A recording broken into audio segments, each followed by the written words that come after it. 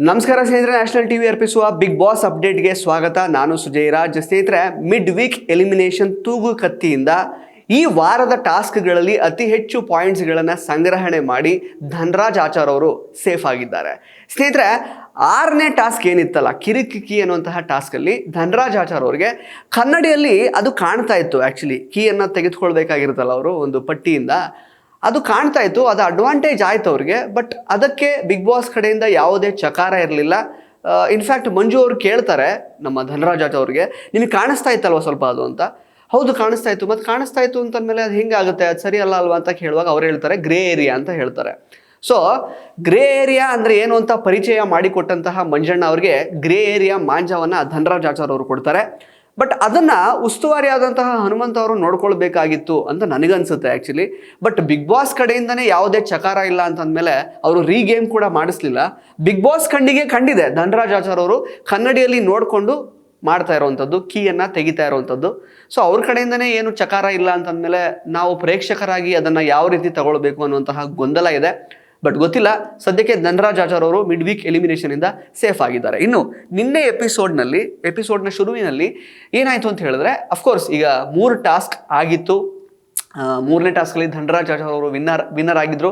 But ಅಲ್ಲೊಂದು conversation ಶುರುವಾಗುತ್ತೆ ಯಾರ ಮಧ್ಯೆ, ಮಂಜು ಮತ್ತು ಮೋಕ್ಷಿತಾ ಅವ್ರ ನಡುವೆ. ಅಂದರೆ ಅವ್ರು ತುಂಬ ಭಾವುಕರಾಗ್ಬಿಡ್ತಾರೆ. ಅಂದರೆ ಇನ್ಫ್ಯಾಕ್ಟ್ ಗೌತಮಿ ಅವರು ನಾನು ಹೋಗ್ತೀನಿ ಅನ್ನೋ ಥರ ಬಟ್ಟೆನ ಜೋಡಿಸ್ಕೊಳ್ತಾ ಇರ್ತಾರೆ. ಈ ಕಡೆ ಮಂಜು ಅವರು ಮೋಕ್ಷಿತಾಗೆ ಚೆನ್ನಾಗಿ ಆಡು ಅನ್ನೋ ರೀತಿಯೆಲ್ಲ ಹೇಳ್ತಾ ಇರ್ತಾರೆ, ನಾನೇ ಹೋದರೂ ಹೋಗಬಹುದು ಅನ್ನೋ ರೀತಿಯಲ್ಲಿ. ಆವಾಗ ಸಿಕ್ಕಾಬಟ್ಟೆ ಭಾವುಕರಾಗಿ ಮೋಕ್ಷಿತಾ ಮತ್ತು ಮಂಜು ನಡುವಿನ ಒಂದು ಸ್ನೇಹ ಸಮ್ಮಿಲನ ಆಗುತ್ತೆ. ಅನ್ಎಕ್ಸ್ಪೆಕ್ಟೆಡ್ ಇದು. ಸಡನ್ನಾಗಿ ಅದೇನು ಮಂಜು ಆ ಥರದ್ದು ಏನು ಹೇಳಿದ್ರು ಅಂತ ಎಕ್ಸಾಕ್ಟಾಗಿ ಗೊತ್ತಿಲ್ಲ. ಬಟ್ ಅದೇ ವಿಷಯಕ್ಕೆ ಅವರು ಅಂದರೆ ಹೋಗ್ತೀನಿ ಅಂತ ಅಂದ್ಕೊಳ್ಳುವಾಗ ಇವರಿಗೆ ಆ ಒಂದು ಹಳೆಯ ಸ್ನೇಹ ಅದೆಲ್ಲ ಜ್ಞಾಪಕ ಆಯಿತು ಅನಿಸುತ್ತೆ. ತುಂಬಾ ಎಮೋಷನಲ್ ಮೂಮೆಂಟ್ ಆಗಿತ್ತು. ಇನ್ಫ್ಯಾಕ್ಟ್ ನಿನ್ನೆ ಎಪಿಸೋಡಲ್ಲಿ ಆಲ್ಮೋಸ್ಟ್ ಈಗ ಫಸ್ಟ್ 3-4 ವೀಕ್ಸ್ ನಾವೇನು ಮಂಜು ಮೋಕ್ಷಿತಾ ಮತ್ತು ಗೌತಮಿ ಅವ್ರನ್ನ ಒಟ್ಟೊಟ್ಟಿಗೆ ನೋಡಿದ್ವಲ್ಲ, ಅದು ಮತ್ತೆ ಮರುಕಳಿಸ್ತು ನಿನ್ನೆ ಎಪಿಸೋಡಲ್ಲಿ. ಸಡನ್ನಾಗಿ ಈ ರೀತಿ ಒಂದಾಗಿದ್ದು ಒಂದು ರೀತಿ ಇಟ್ ವಾಸ್ ವೆರಿ ಲೈಕ್ ಅಂದರೆ ಸರ್ಪ್ರೈಸಿಂಗ್ ಆ್ಯಕ್ಚುಲಿ. ಬಿಕಾಸ್ ಮೋಕ್ಷಿತಾ ಅವ್ರು ಯಾವುದೇ ಕಾರಣಕ್ಕೂ ಮಂಜು ಅವ್ರ ಜೊತೆಗೆ ಸಮಾಧಾನ ಆಗಲಿಕ್ಕಿಲ್ಲ, ಅವ್ರಿಗೆ ದ್ವೇಷನೇ ಮಾಡ್ತಾನೆ ಇರ್ತಾರೆ ಅಂತಲೇ ಅನಿಸಿತ್ತು. ಬಟ್ ಎಮೋಷನಲ್ ಮೂಮೆಂಟ್ಸ್ ಕ್ರಿಯೇಟ್ ಆಯಿತು. ಮೋಕ್ಷಿತಾ ಅವರು ತುಂಬ ಹತ್ರು. ಮಂಜು ಮೋಕ್ಷಿತಾ ಗೌತಮಿ ಒಟ್ಟಾಗಿ ಕುತ್ಕೊಳ್ತಾ ಇದ್ದಿದ್ದು ತುಂಬ ಚೆನ್ನಾಗಿ ಕಾಣ್ತಾ ಇತ್ತು. ಕರ್ಣನ್ ಪಟ್ಟು ಸೆಂಟರ್ ಹರಿದ ಹಳೆ ರೇಷ್ಮೆ ಜರಿ ಸೀರೆಗಳಿದ್ರೆ ಬಿಸಾಕಬೇಡಿ, ಇವರಿಗೆ ಕೊಟ್ರೆ ಸ್ಪಾಟ್ ಅಲ್ಲೇ ಕೈ ತುಂಬ ದುಡ್ಡು. ಇನ್ನು ಡೀಟೇಲ್ಸ್ ಬೇಕು ಅಂದ್ರೆ 6380413916 ಈ ನಂಬರ್ಗೆ ಕಾಲ್ ಮಾಡಿ. ಅದನ್ನು ಹೊರತುಪಡಿಸಿದ್ರೆ ತ್ರಿವಿಕ್ರಮ್ ಮತ್ತು ಭವ್ಯ ಅವ್ರ ನಡುವೆ ಒಂದು ರೀತಿ ಆ ಒಂದು ತ್ರಿವಿಕ್ರಮ್ಗೆ ಆ್ಯಕ್ಚುಲಿ ಫ್ರಸ್ಟ್ರೇಷನ್ ಆಗಿಬಿಟ್ಟಿದೆ ಸಿಕ್ಕಾಪಟ್ಟೆ. ಅಂದರೆ ಆಟ ಯಾರು ಕೊಡ್ತಾ ಇಲ್ಲ ಅಂತ. ಅದು ಭವ್ಯ ಬೇರೆ ಸೆಲೆಕ್ಟ್ ಮಾಡಿರಲಿಲ್ಲ ಅವ್ರನ್ನ, ಭವ್ಯ ಬೇರೆ ನಮ್ಮ ಮೋಕ್ಷಿತಾ ಅವ್ರ ಜೊತೆಗೆ ಸೇರ್ಕೊಂಡು ಆಟಾಡ್ತಾ ಇದ್ದಾರೆ. ಅದೆಲ್ಲ ಸಿಕ್ಕಾಪಟ್ಟೆ ಫ್ರಸ್ಟ್ರೇಟ್ ಆಗಿ ಎಲ್ಲ ಫ್ರಸ್ಟ್ರೇಷನನ್ನು ಭವ್ಯ ಅವ್ರ ಮೇಲೇ ವೆಂಟ್ ಔಟ್ ಮಾಡ್ತಾ ಇದ್ದಾರೆ ಅವರು. ಅದಕ್ಕೆ ಯಾಕಂದರೆ ನೀನು ಹೇಳಿದ್ದೆಲ್ಲ ಕೇಳೋ ಅಗತ್ಯ ಇಲ್ಲ, ನೀನೇನು ಹೇಳೋದು ನನಗೆ, ಪುಂಗು ಬೇಡ ಅಂತೆಲ್ಲ ಜಗಳ ಆಡ್ಕೊಂಡ್ರು. ಇನ್ಫ್ಯಾಕ್ಟ್ ಅವ್ರಿಗೆ ಹೇಳಿದ್ರು, ನೀನು ನನ್ನ ಆಟಕ್ಕೋಸ್ಕರ ನನ್ನನ್ನು ಬಳಸ್ಕೊಂಡೆ ಅಂತೆಲ್ಲ ಹೇಳಿದ್ರು. ತುಂಬ ಗಂಭೀರವಾದಂತಹ ಸ್ಟೇಟ್ಮೆಂಟ್ಸ್ ಅದು. ಬಟ್ ಏನೋ ಜಗಳ ಆಯಿತು ಅನ್ನೋ ರೀತಿಯಲ್ಲಿ ಆ್ಯಕ್ಚುಲಿ ಭವ್ಯ ಅವರು ಮಾತಾಡ್ದೇನೆ ಹಾಗೆ ಹೋಗಿ ಮಲ್ಕೊಂಡ್ರು. ಬೆಳಗ್ಗೆ ನೋಡಿದ್ರೆ ಚೆನ್ನಾಗಿ ಮಾತಾಡ್ತಾನೆ ಇದ್ರು. ಇದೇನು ಕೋಳಿ ಜಗಳ ಅಂತ ಕನ್ಸಿಡರ್ ಮಾಡಬೇಕಾ, ಅಥವಾ ತ್ರಿವಿಕ್ರಮ್ ಅವರ ನಿಜವಾದ ಮುಖವಾಡ ಇವಾಗ ಆದರೆ ಫ್ರಸ್ಟ್ರೇಷನ್ ಆದಾಗ ಅವ್ರ ರಿಯಲ್ ಫೇಸ್ ಆಚೆ ಬರ್ತಾ ಇದೆ ಅಂತ ಹೇಳಬೇಕಾ, ಅದು ಗೊತ್ತಾಗ್ತಿಲ್ಲ. ಬಿಕಾಸ್ ಅವರು ಆಡ್ತಾ ಇರುವಂತಹ ಮಾತುಗಳು, ಪುಂಗು ಬೇಡ ಅಂತ ಹೇಳಿದ್ದು, ಮೊನ್ನೆ ಒಂದು ಬೀಪ್ ಕೂಡ ಹಾಕಿಸ್ಕೊಂಡಿದ್ರು. ಅವಾಗ ಭವ್ಯ ಕೂಡ ಇದ್ರು. ಅವಾಗ ಭವ್ಯ ಅವ್ರಿಗೇನೆ ಹೇಳಿದ್ದೆ ಆ್ಯಕ್ಚುಲಿ. ಇನ್ಫ್ಯಾಕ್ಟ್ ತಲೆಯಲ್ಲಿ ಇಟ್ಕೊಂಡು ಭವ್ಯಂಗೆ ನೇರವಾಗಿ ಹೇಳಲಿಲ್ಲ, ರಜತ್ ಹತ್ರ ಮಾತಾಡ್ತಾ ಇದ್ರು. ಭವ್ಯ ಅದನ್ನು ಕೇಳಿದಾಗ ನಾನು ನಿನಗೆ ಹೇಳಲಿಲ್ಲ ಅಂತ ಹೇಳಿದ್ರು. ಹೇಗೆ ನಿನ್ನೆ ಕೂಡ ಏನೋ ಸಡೆ ಆಟಗಳು ಅಂತೆಲ್ಲ ಅವರು ಹೇಳಿದ್ದಾಗಿರಬಹುದು. ಅದು ಹೇಗೇನ್ ಈಗ ಅವರು ಮೀನ್ ಮಾಡಿದ್ದು ಮಂಜು ಮತ್ತು ಆ ಮೋಕ್ಷಿತಾ ಗೌತಮಿ ಅವರ ತಂಡಕ್ಕೆ. ಬಟ್ ಸ್ಟಿಲ್ ಭವ್ಯ ಅವರಿಗೆ ಹೇಳ್ದಂಗೂ ಕೂಡ ಇತ್ತು. ಬಿಕಾಸ್ ಭವ್ಯ ಅವರ ಕೂಡ ಸ್ಟ್ರಾಟಜಿ ಮಾಡ್ಕೊಂಡಿದ್ರಲ್ವ ಮೋಕ್ಷಿತಾ ಅವ್ರ ಜೊತೆಗೆ. ಸೊ ಅವ್ರ ಆ ಥರ ಸಡೆ ಮಾತುಗಳು ಅಥವಾ ಆ ಥರದ್ದೆಲ್ಲ ಹೇಳ್ತಾ ಇರೋವಂಥದ್ದು ಅವ್ರದ್ದೇನು ರಿಯಲ್ ವ್ಯಕ್ತಿತ್ವನ. ಹಾಗಾದರೆ ಫ್ರಸ್ಟ್ರೇಷನ್ ಆದಾಗ ಅವ್ರದ್ದು ರಿಯಲ್ ವ್ಯಕ್ತಿತ್ವ ಆಚೆ ಬಂತ ಅನ್ನೋ ರೀತಿಯಲ್ಲಿ ತ್ರಿವಿಕ್ರಮ್ ಕೆಲವೊಂದಷ್ಟು ವಿಷಯಗಳನ್ನು ಮಾತಾಡಿದ್ದಾರೆ. ಬಟ್ ಅದನ್ನು ಗೊತ್ತಿಲ್ಲ, ಜನಗಳು ಪ್ರೇಕ್ಷಕರು ನೋಡಿರ್ತಾರೆ ಅವರ ಫ್ರಸ್ಟ್ರೇಷನ್ನ ಭವ್ಯ ಅವ್ರ ಮೇಲೆ ಆ ರೀತಿ ವೆಂಟ್ ಔಟ್ ಮಾಡ್ತಿರೋದು, ಆ ಪದ ಬಳಕೆ, ಅದ್ರ ಬಗ್ಗೆ ಎಲ್ಲ ಜನ ನೋಡಿರ್ತಾರೆ. ಅದಕ್ಕೆ ಸರಿಯಾದಂತಹ ಉತ್ತರನ ಜನ ಕೊಡ್ತಾರೆ. ಆ್ಯಂಡ್ ಇನ್ಫ್ಯಾಕ್ಟ್ ಆ ಬೀಪ್ ವರ್ಡ್ ಅದೇನು ಮಾತಾಡಿದ್ರೋ ಗೊತ್ತಿಲ್ಲ, ಬೀಪ್ ಹಾಕಿದ್ದಾರೆ. ಅದರ ಬಗ್ಗೆ ಬಹುಶಃ ಕಿಚ್ಚ ಸುದೀಪ್ ಅವರು ವಾರಾಂತ್ಯದಲ್ಲಿ ಮಾತಾಡಬಹುದು ಅನ್ನುವಂತಹ ಒಂದು ಅನಿಸಿಕೆ ಕೂಡ ನನಗೆ ಬರ್ತಾ ಇದೆ. ಅದನ್ನು ಹೊರತುಪಡಿಸಿದ್ರೆ ಈಗ ಧನರಾಜ್ ಅವರು ಆ್ಯಕ್ಚುಲಿ 3rd ಟಾಸ್ಕಲ್ಲಿ ವಿನ್ ಆಗಿದ್ದಾರಲ್ಲ, ನೆಕ್ಸ್ಟ್ ಟಾಸ್ಕಿಗೆ ಅವರು ಚೂಸ್ ಮಾಡಬೇಕಾಗಿರುತ್ತಲ್ವ ಎದುರಾಳಿಗಳನ್ನು. ಅವರಿಗೆಲ್ಲರೂ ನೈಸ್ ಮಾಡ್ತಾ ಇರ್ತಾರೆ. 4th task ring master task ಶುರುವಾಗುತ್ತೆ. ಅದರಲ್ಲಿ ಧನರಾಜ್ ಅವರು ರಜತ್, ಮೋಕ್ಷಿತಾ ಮತ್ತು ಮಂಜು ಅವರು ಚೂಸ್ ಮಾಡ್ತಾರೆ. ಮಂಜು ಅವರು ಆ ಒಂದು ಟಾಸ್ಕಲ್ಲಿ ವಿನ್ ಆಗ್ತಾರೆ. ಧನರಾಜ್ ಅವರು ಔಟ್ ಆಗ್ತಾರೆ. ನೆಕ್ಸ್ಟ್ 5ನೇ ಟಾಸ್ಕಿಗೆ ಈಗ ಮಂಜು ಅವರು ಆ್ಯಕ್ಚುಲಿ ಚೂಸ್ ಮಾಡಬೇಕಾಗಿರುತ್ತೆ.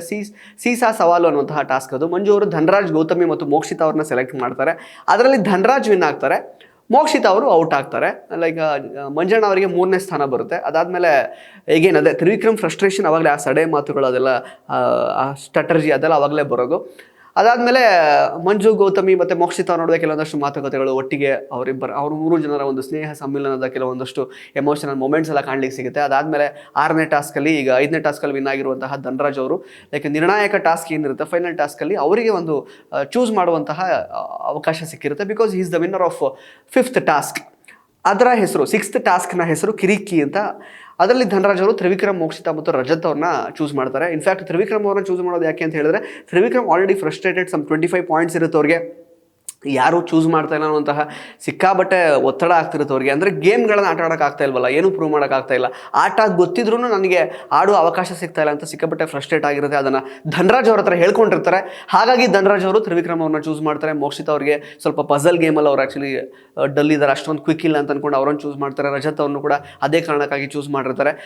ಆಮೇಲೆ ನೋಡಿ ರಿಯಲ್ ಆಟ, ಒಂದು 6th ಟಾಸ್ಕ್ ಏನು ವಿನ್ನರ್ ಆಗಿರ್ತಾರಲ್ಲ ಅವರಿಗೆ 100 ಪಾಯಿಂಟ್ಸ್ ಬರುತ್ತೆ. ಪ್ಲಸ್ ಯಾರೀಗ ಆಲ್ರೆಡಿ ಪಾಯಿಂಟ್ಸ್ಗಳನ್ನು ಸಂಗ್ರಹಣೆ ಮಾಡ್ಕೊಂಡಿದ್ದಾರಲ್ಲ ಮನೆ ಒಳಗಡೆ ಇರುವಂತಹ ಕಂಟೆಸ್ಟೆಂಟ್ಸ್, ಅದರಲ್ಲಿ ಯಾವುದಾದ್ರೂ ಕಂಟೆಸ್ಟೆಂಟ್ ಇಂದ ಅರ್ಧ ಪಾಯಿಂಟ್ಸ್ನ ಇವ್ರು ತಗೊಳ್ಬೋದು. 6th ಟಾಸ್ಕಲ್ಲಿ ಯಾರು ವಿನ್ ಆಗ್ತಾರೆ ಅವರು ಬೇರೆ ಕಂಟೆಸ್ಟೆಂಟ್ ಅದು ಯಾರಾದರೂ ಆಗಿರಬಹುದು, ಅವರ ಪಾಯಿಂಟ್ಸಲ್ಲಿ ಅರ್ಧ ಪಾಯಿಂಟ್ಸ್ಗಳನ್ನು ತಗೊಳ್ಬೋದು ಅಂತ ಹೇಳಿರ್ತಾರೆ. ಧನರಾಜ್ ವಿನ್ ಆದಮೇಲೆ ಅವ್ರು ಭವ್ಯ ಅವ್ರ ಪಾಯಿಂಟ್ಸ್ ತಗೋತಾರೆ. ಬಿಕಾಸ್ ಭವ್ಯ ಅವರಲ್ಲಿ 230 ಪಾಯಿಂಟ್ಸ್ ಏನೋ ಇರುತ್ತೆ. ಸೊ 115 ಪಾಯಿಂಟ್ಸ್ ತಗೊಂಡು, ಇನ್ಫ್ಯಾಕ್ಟ್ ಆ ಭವ್ಯ ಅವರ ಪಾಯಿಂಟ್ಸ್ ತಗೊಳ್ಳೋಕ್ಕೂ ಮುನ್ನವೇ ಧನರಾಜ್ ಅವ್ರಿಗೆ ಆಲ್ಮೋಸ್ಟ್ ಅಂದರೆ ವಿನ್ನಿಂಗ್ ಪಾಯಿಂಟ್ಸ್ ಬಂದುಬಿಟ್ಟಿರುತ್ತೆ, ಅದೇನು ಅವಶ್ಯಕತೆ ಇರೋಲ್ಲ. ಭವ್ಯ ಅವ್ರ ಪಾಯಿಂಟ್ಸ್ ತಗೊಂಡೇ ಅವರು ಹೈಯೆಸ್ಟ್ ಪಾಯಿಂಟ್ಸ್ನ ಗಳಿಸ್ಕೊಳ್ಬೇಕು ಅನ್ನುವಂತಹ ಅವಶ್ಯಕತೆ ಇರಲ್ಲ. ಹಾಗಾಗಿ ಅವರಿಗೆ ಒಳ್ಳೆ ಪಾಯಿಂಟ್ಸ್ ಅಂತೂ ಬರುತ್ತೆ, ಆಲ್ಮೋಸ್ಟ್ 400+. ಆ್ಯಂಡ್ ಸೊ ಹಾಗಾಗಿ ಮಿಡ್ ವೀಕ್ ಎಲಿಮಿನೇಷನಿಂದ ಅವ್ರು ಸೇಫ್ ಆಗ್ತಾರೆ. ಬಟ್ ಭವ್ಯ ಅವ್ರಿಗೆ ತನ್ನಿಂದ ಪಾಯಿಂಟ್ಸ್ ಯಾಕೆ ಕಸಿದುಕೊಂಡ್ರು ಅಂತ ಬಿಗ್ ಬಾಸ್ ಮೇಲೇ ಈಗ ಅವರಿಗೆ ಕೋಪ ಬಂದಿದೆ ಈಗ ಸದ್ಯಕ್ಕೆ. ಅದಕ್ಕೆ ನಮಗೆ ಆಟ ಆಡೋಕ್ಕೆ ಹೇಳ್ತಾರೆ, ನಮಗೆ ಕನ್ಫ್ಯೂಷನ್ ಆಯಿತು ಅಂತ ಹೇಳ್ತಾರೆ. ನಾವು ಕಷ್ಟಪಟ್ಟು ಆಟ ಆಡಿರ್ತೀವಿ, ನನ್ನ ಪಾಯಿಂಟ್ಸ್ನ ಬೇರೆಯವ್ರಿಗೆ ಯಾಕೆ ಕೊಡಬೇಕು, ಬೇರೆಯವ್ರಿಗೆ ಕೊಟ್ಬಿಟ್ಟು ನಮಗೆ ಕನ್ಫ್ಯೂಷನ್ ಆಯಿತು ಅಂತ ಹೇಳ್ತಾರೆ ಅಂತೆಲ್ಲ ಹೇಳ್ತಾರೆ. ಬಟ್ ಈಗ ಸ್ನೇಹಿತರೆ, ಆ 6th ಗೇಮಲ್ಲಿ ಕನ್ನಡಿಯಲ್ಲಿ ನೋಡಿದ್ದು, ಆ್ಯಕ್ಚುಲಿ ಕನ್ನಡಿಯಲ್ಲಿ ನೋಡಿಕೊಂಡು ಧನರಾಜ್ ಅವರು ಮಾಡ್ತಾ ಇದ್ದಿದ್ದು ಅದು ಅಡ್ವಾಂಟೇಜೇ ಆಯ್ತಲ್ವಾ. ಅಡ್ವಾಂಟೇಜ್ ಆಯಿತು. ಬಿಕಾಸ್ ಅವ್ರ ಕೆಳಗಡೆ ಏನೋ ಕಾಣ್ತಿರ್ಲಿಲ್ಲ, ಸ್ವಲ್ಪ ಮೇಲ್ಗಡೆ ಎಲ್ಲೋ ಚೂರು ಎಷ್ಟಾದರೂ ಕಂಡಿರಲಿ, ನಾನು ಹೇಳ್ತಿರೋದು ಅಡ್ವಾಂಟೇಜ್ ಆಯ್ತಲ್ವಾ. ಇನ್ಫ್ಯಾಕ್ಟ್ ಹನುಮಂತ ಅವರು ರಜತ್ ಅವರಿಗೆ ತುಂಬ ಸಲ ಹೇಳಿದ್ರು, ಅಂದರೆ ಆ ಕಡೆ ಇಣುಕಿ ನೋಡಬಾರ್ದು, ಹಾಗೆ ಮಾಡಬೇಕು, ಈ ಕಡೆಯಿಂದನೇ ಆ ಕಡೆ ಮುಖ ತಿರುಗಿಸು ಅಂತ ರಜತ್ ಅವ್ರಿಗೆ ತುಂಬ ಸಲ ಹೇಳಿದ್ರು. ಬಟ್ ಹನುಮಂತ ಅವರು ಯಾಕೆ ಧನರಾಜ್ ಅವರು ಆ ಕನ್ನಡಿಯಲ್ಲಿ ನೋಡ್ಕೊಂಡು ಮಾಡ್ತಿದ್ದಾರೆ ಅದನ್ನು ಯಾಕೆ ಗಮನಿಸಲಿಲ್ಲ ಅನ್ನೋದು ಅರ್ಥ ಆಗಿಲ್ಲ. ಬಟ್ ಈಗ ನಾನು ಹೇಳ್ತಿರೋದು ಏನಂತಂದರೆ, ಅದು ಬಿಗ್ ಬಾಸ್ ಕಡೆಯಿಂದನೇ ಅದಕ್ಕೊಂದು ಚಕಾರ ಏನೂ ಬರಲಿಲ್ಲ ಅಂತಂದಮೇಲೆ, ಬಿಕಾಸ್ ಆಲ್ರೆಡಿ ಯಾವುದೋ ಒಂದು ಪರ್ಟಿಕ್ಯುಲರ್ ಟಾಸ್ಕಲ್ಲಿ ತ್ರಿವಿಕ್ರಮ್ ಅವರು ವಿನ್ ಆಗಿರ್ತಾರಲ್ಲ, ಆ ಟಾಸ್ಕ್ನ ರೀಗೇಮ್ ಮಾಡಿಸಿರ್ತಾರೆ. ಅಂದರೆ ಆ್ಯಸ್ ಪರ್ ದ ರೂಲ್ಸ್ ಅದಾಗಿಲ್ಲ ಅನ್ನೋ ಕಾರಣಕ್ಕೆ ನಮ್ಮ ಉಸ್ತುವಾರಿಯಾದಂತಹ ಹನುಮಂತ ಅವ್ರಿಗೂ ಮನವರಿಕೆ ಮಾಡಿಕೊಟ್ಟು ರೀಗೇಮ್ ಮಾಡಿಸ್ತಾರೆ. ಬಟ್ ಇಲ್ಲೂ ಕೂಡ ರೀಗೇಮ್ ಮಾಡಿಸ್ಬೇಕಿತ್ತಲ್ಲ. ಧನರಾಜ್, ನೀವು ಆ್ಯಕ್ಚುಲಿ ಕನ್ನಡಿಯಲ್ಲಿ ನೋಡ್ತಾ ಇದ್ದೀರಾ, ಅದು ನಿಮಗೆ ಅಡ್ವಾಂಟೇಜ್ ಆಗ್ತಾ ಇದೆ ಅನ್ನೋ ರೀತಿಯಲ್ಲಿ ಮಾಡಿಸ್ಬಹುದಾಗಿತ್ತು. ಬಟ್ ಯಾಕೆ ಅಂತ ಗೊತ್ತಿಲ್ಲ. ಬಿಗ್ ಬಾಸ್ ಯೋಚನಾ ಲಹರಿ ಹೇಗಿರುತ್ತೆ ಅಂತ ಗೊತ್ತಿಲ್ಲ. ಮಿಡ್ ವೀಕಲ್ಲಿ ಯಾರನ್ನು ಎಲಿಮಿನೇಟ್ ಮಾಡಬೇಕು ಅಂತ ಅವ್ರ ತಲೆಯಲ್ಲಿತ್ತೋ ಗೊತ್ತಿಲ್ಲ. ಬಟ್ ಅದಂತೂ ಅಲ್ಲಿ ಸ್ವಲ್ಪ ಅಡ್ವಾಂಟೇಜ್ ಆಗಿದೆ. ಅದು ಗ್ರೇ ಏರಿಯಾ ಅಂತ ನಮ್ಮ ಮಂಜಣ್ಣಂಗೆ ಮಾಂಜ ಕೊಟ್ಟರು ಆ್ಯಕ್ಚುಲಿ ಧನರಾಜ್ ಅವರು, ಬಟ್ ಗೊತ್ತಿಲ್ಲ. ಸೊ ಇದನ್ನು ಹೊರತುಪಡಿಸಿದ್ರೆ ತ್ರಿವಿಕ್ರಮ್ ಭವ್ಯ ಅವ್ರ ನಡುವಿನ ಆ ಕೋಳಿ ಜಗಳ ಅಂತ ಅನ್ಕೋಬೇಕಷ್ಟೇ. ಯಾಕಂದರೆ ಅವ್ರು ಸರಿಯಾಗಿರ್ತಾರಲ್ಲ, ಆ್ಯಕ್ಚುಲಿ ಸೀರಿಯಸ್ ಆಗಿ ಜಗಳ ಆಡಿರ್ತಾರೆ. ಬಟ್ ನೆಕ್ಸ್ಟ್ ಡೇ ಸರಿಯಾಗುವಾಗ ಅದನ್ನು ನಾವು ಸೀರಿಯಸ್ ತಗೊಳ್ಳೋ ಅಗತ್ಯ ಇಲ್ಲ ಪ್ರೇಕ್ಷಕರಾಗಿ. ಆ್ಯಂಡ್ ಮೋಕ್ಷಿತಾ ಆ್ಯಂಡ್ ಮಂಜು ಮತ್ತು ನಮ್ಮ ಗೌತಮಿ ಅವರು ಒಂದಾಗಿರೋದು ನಿಮಗೆ ಹೇಗೆ ಅನಿಸುತ್ತೆ? ಲಾಸ್ಟ್ 6th ಟಾಸ್ಕ್ ಧನರಾಜ್ ಅವರ ಆಟದ ಬಗ್ಗೆ ನಿಮಗೇನು ಅನಿಸುತ್ತೆ? ಅದೆಲ್ಲದರ ಬಗ್ಗೆ ದಯವಿಟ್ಟು ಕಮೆಂಟ್ ಬಾಕ್ಸಲ್ಲಿ ಕಮೆಂಟ್ ಮಾಡಿ ತಿಳಿಸಿ. ಹಾಗೆ ಮಿಡ್ ವೀಕ್ ಎಲಿಮಿನೇಷನ್ ಯಾರು ಹೋಗ್ತಾರೆ ಅದ್ರ ಬಗ್ಗೆ ಕೂಡ ದಯವಿಟ್ಟು ಕಮೆಂಟ್ ಬಾಕ್ಸಲ್ಲಿ ಕಮೆಂಟ್ ಮಾಡಿ ತಿಳಿಸಿ. ಧನ್ಯವಾದ.